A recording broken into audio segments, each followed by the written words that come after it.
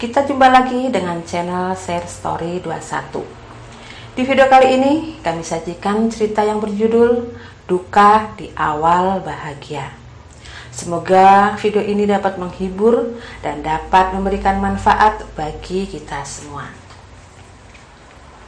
Aku adalah gadis yang malang, walau masih mempunyai 2 orang tua dan saudara, tetapi terasa seperti hidup yang sebatang kara. Aku berasal dari sebuah desa di Jawa Tengah. Orang tuaku sangat perhatian sekali dengan anak-anaknya.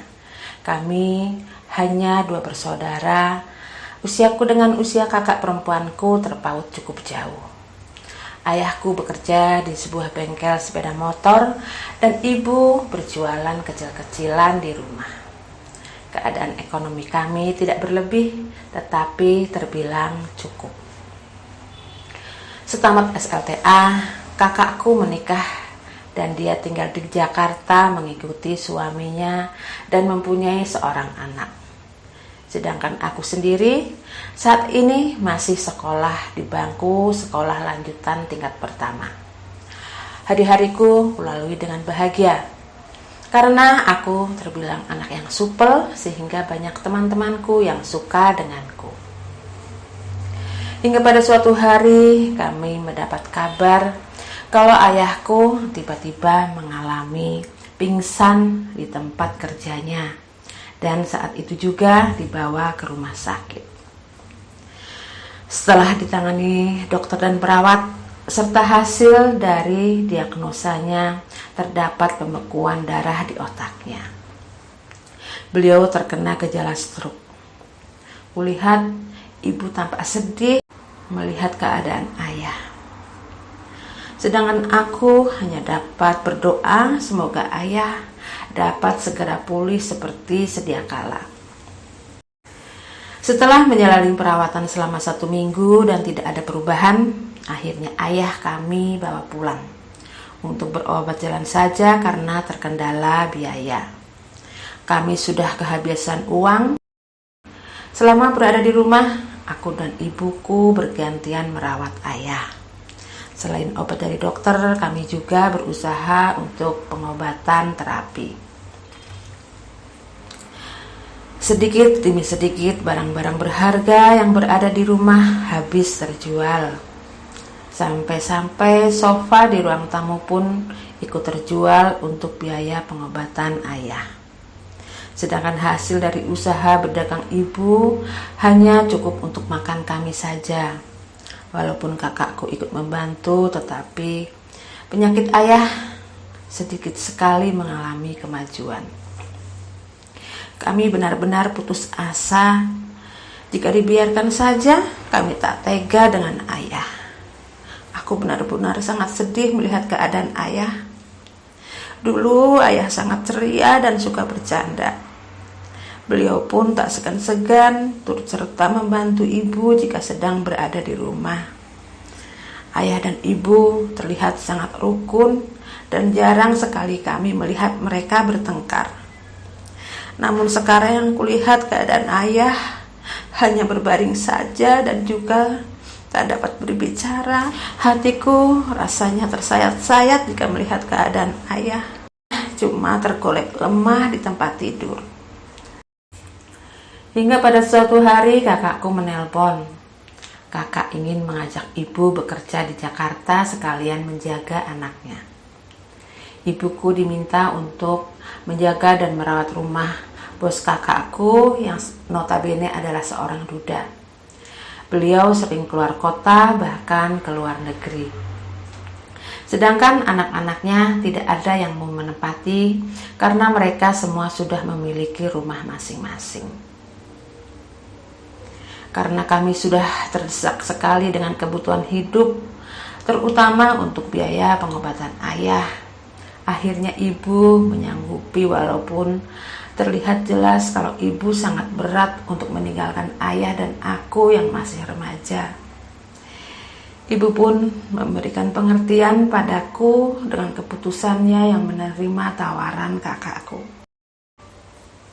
Sarah, ibu mau bekerja di Jakarta. ibu harus mencari uang untuk biaya pengobatan ayah, agar ayahmu cepat sembuh. Jadi untuk sementara, kamu yang merawat ayah dulu ya nak ya, kata ibuku dengan mata yang berkaca-kaca. Iya bu, Sarah akan merawat ayah dengan baik. Ibu gak usah khawatir, jawabku. Aku tahu cinta ibu begitu besar terhadap ayah. Sesusah apapun, ibu tak pernah mengeluh, tak pernah menuntut dan meminta apapun yang sekiranya tak bisa ayah berikan. Mungkin ibu melihat keadaan ayah yang semakin lama semakin lemah. Hati kecilnya pasti tidak akan tega. Singkat cerita, setelah ibu berangkat ke Jakarta, akulah yang mengurus ayah di rumah sendirian. Seorang gadis remaja yang masih duduk di bangku sekolah SLTP, namun harus mengurus rumah tangga dan seorang ayah yang sedang sakit. Aku jalani hari-hariku dengan perasaan ikhlas. Aku berusaha kuat dan tabah agar ayah tidak merasa menjadi beban. Bagaimanapun juga ayah masih mempunyai perasaan dan kesadaran sebagai seorang ayah, walaupun beliau tidak mampu untuk bergerak. Beruntung sekali rumah kami dekat sekali dengan sekolahku yang berada di seberang jalan depan rumah. Sebelum berangkat ke sekolah, aku harus mengurus ayahku dahulu. Setelah selesai, baru aku kemudian berangkat ke sekolah. Ayah, Sarah berangkat sekolah dulu ya. Sambil kuusap kepala ayah dengan kasih sayang.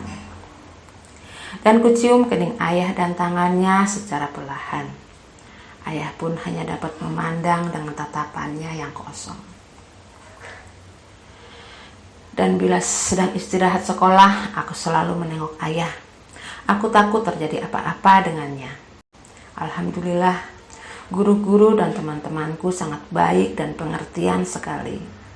Mereka sering membantuku, sedangkan ibu dan kakakku setiap bulan rutin selalu mengirim uang untuk biaya hidup sehari-hari dan pengobatan ayah. Dengan uang itu, aku dapat membawa ayah untuk terapi pengobatan dengan rutin dan juga membeli resep obat dari dokter. Alhamdulillah, kondisi ayah yang sudah mulai ada kemajuan membuat hatiku begitu senang.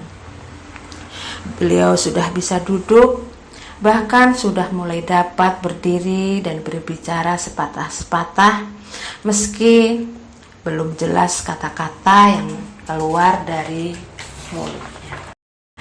Melihat kemajuan kesehatan ayah, aku bertambah semangat mengurus dan merawat ayah. Tak apa-apa ayah, ayah jangan punya perasaan yang tidak enak. Semua yang aku lakukan masih belum dapat membayar semua jasa-jasa ayah.